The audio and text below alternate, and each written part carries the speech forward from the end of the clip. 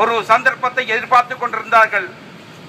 அந்த சந்தர்ப்பம்தான் தமிழீழத்தில் போராடும் போராளிகள் அவர்களுடைய அந்த போராட்ட பாசறை அளிப்பதற்காக வெளிக்கிட்ட சிங்கள சிப்பாய்கள் மீது தொடுக்கப்பட்ட அந்த போராட்டத்தால் 15 சிப்பாய்கள் கொல்லப்பட்ட அந்த நாளை சந்தர்ப்பமாக பயன்படுத்தி அரை மணி நேரத்திலே இலங்கை பூராவும் ஒரு தமிழருக்கு எதிரான ஒரு போரை தொடுத்தார்கள்.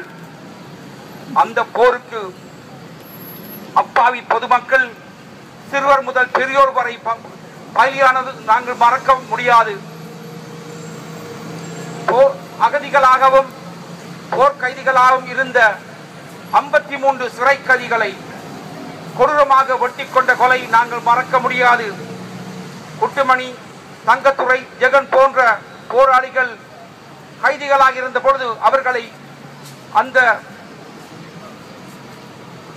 அந்த கூட்டிலிருந்து வெளியே கொண்டு வந்து அவர்களை கொலை செய்த காட்சி.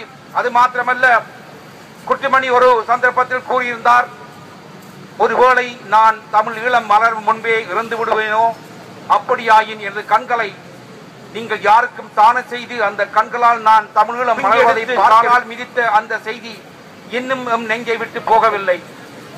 அப்படியாக கொடுமைப்படுத்தி எம்மை இன்னும் அகதிகளாகவும் நாடற்றவர்களும் ஆக்கிக் கொண்டிருப்பவர்கள் இன்று இந்த நாட்டிலே ஒரு ஒலிம்பிக் போட்டிக்காக வர இருக்கின்றார்கள்.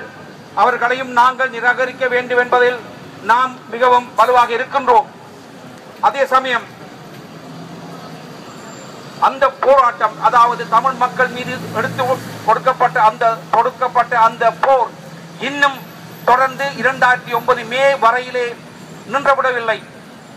2009 மே மாதம் 40,000க்கு மேற்பட்ட தமிழ் மக்களை ஒரு சிறிய குறிச்சியிலே கொன்று குவித்த அந்த இனவாத அரசு 187,000 மக்களை எங்கே என்று தெரியாமல் தொலைத்துவிட்டு அந்த நேரத்திலே தொடர்ந்து பல விதமான போராட்டங்களையும் அம்சங்களையும் எங்கள் மீது திணித்துக் கொண்டு வருகின்றார்கள்.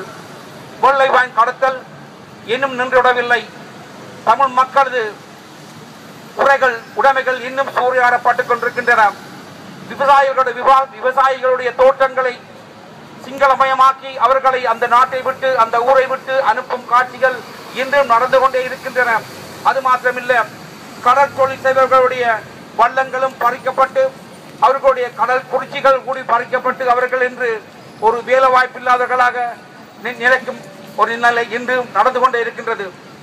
அது மாத்திரமா, அண்மை காலத்திலே கனடா நாட்டிலிருந்து சென்ற ஒரு வர்த்தகர் தனது வியாபார ஸ்தலங்களை பார்க்க சென்றது வவுனியா நகரிலே அவரை கொன்று அவருடைய இடத்திலே அவரை புதைத்த காட்சி செய்திகள் இன்னும் காதை விட்டு போகவில்லை. அத்தோடு நின்று விடவில்லை. ஜூலை மாதம் எமக்கு ஒரு கரிய மாதம் என்பதை நாங்கள் மறக்க முடியாது. காரணம், அண்மை காலத்தில் ஜூலை 4ஆம் திகதி கணேஷ் நிமலோவன் என்னும் அந்த அரசியல் கைதி வவுனியா சிறைச்சாலையிலே வைத்து கொலை செய்யப்பட்ட செய்தி இன்னும் எம் காதை விட்டு போகவில்லை. அந்த சிறைச்சாலையிலிருந்து சில சிறை கைதிகளை பூசா சிறைச்சாலையை கொண்டு செல்லும் அந்த நோக்கத்தை நிறுத்திவிட வேண்டும் என்று ஒரு சிறிய கோரிக்கையை முன்வைத்து அவர்கள் ஒரு சத்தியகிரகம் செய்தார்கள். அதற்காக அவரை அடித்து கொண்ட அந்த ஸ்ரீலங்கா கொடிய இனம் அத்தோடு நின்றுவிடவில்லை. ஜூலை மாதம் நமக்கு ஒரு கரிய மாதம். 1987ஆம் ஆண்டு 29ஆம் திகதி இலங்கை இந்திய ஒப்பந்தம் சான்றிதழப்பட்டது. ஜூலை மாதம் 30ஆம் தேதி இந்திய சிப்பாய்கள் நாட்டு மண்ணில் கால் வைத்தார்கள்.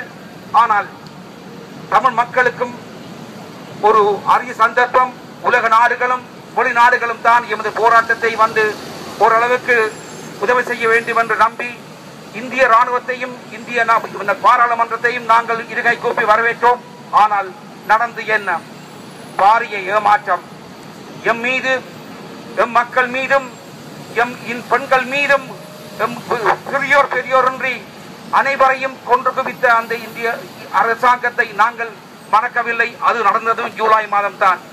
ஆகவே படிப்படியாக எமக்கு நடந்து வரும் இந்த அநியாயங்களை நிறுத்த வேண்டும் என்ற அந்த கோரிக்கையை முன்வைத்து இன்று நாங்கள் பாராளுமன்றத்தில், அகிலாந்து பாராளுமன்றம் ஒரு மெமராண்டம் ஒன்றை கொடுக்க இருக்கின்றோம். அதில் குறிப்பிட்ட அம்சங்களை நான் உங்களுக்கு வாசிக்க விரும்புகின்றேன்.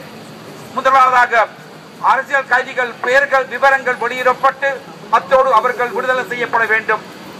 இரண்டாவதாக, நில அபகரிப்புகள் உடனடியாக நிறுத்தப்பட்டு மக்கள் தமது சொந்த இடங்களில் வாழ்வது அனுமதிக்கப்பட வேண்டும். மூன்றாவதாக, ஐக்கிய நாடுகள் சபையின் அறிக்கையில் பரிந்துரைக்கப்பட்ட சர்வதேச சுயாதீன விசாரணைக்காக பொறிமுறை ஏற்படுத்தப்பட வேண்டும்.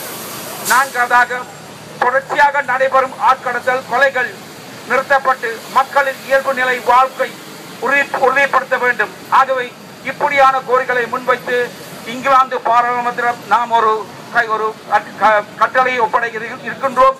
ஆகவே எல்லோரும் நின்று அந்த கட்டளையை கடைசி வரை நிறைவேற்றி செல்லுமாறு தாழ்மையோடு கேட்டுக்கொண்டு நன்றி கூறி விடைபெறுகின்றேன்.